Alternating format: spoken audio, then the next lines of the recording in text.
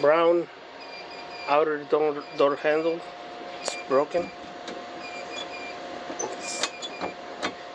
I mean the inside, we pull on the inside, but it doesn't do anything. So we have to do a couple of steps.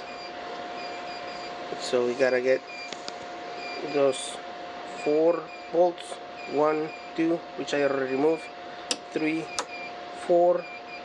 We gotta get the power lock rod, which I already done, then the metal lock rod out of there, then remove the clips for the door latch upper and lower. It's got this style of clips. You just swing it out of the way, pull it out, and then after all of those are done, you gotta do is push that out of the way, swing this onto this U shape here for the rod for the inner door handle to open it up, rotate it out of there and get it out of there. I forgot to mention, these parts here, they do come out. So you should have this one here, then you should have the other one on this side, which I haven't removed yet. So let's get to it.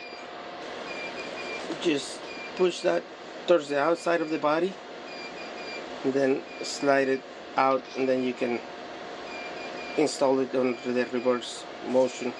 I hope that I got a good angle there. Then install the new one following the reverse step.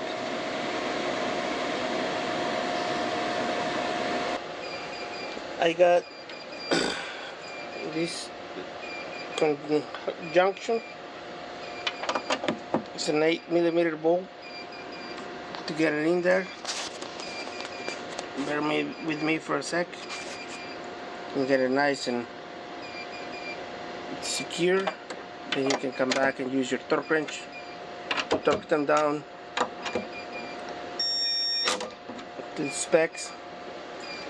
Then you gotta get these locks in place. Like I said, you know, it's just a push pin in there. You line up the hole, put that on there, and then just slide it into it. Same thing underneath. Same thing with this. I suggest replacing them if you can. Otherwise, if you have to, you can reuse them if you don't damage them too bad. Then secure them. A lot of the times I've seen where you can put a zip tie to make sure that those don't come undone. I haven't run into that yet, but it's a possibility, I guess. And then just finishing up putting the cover plate.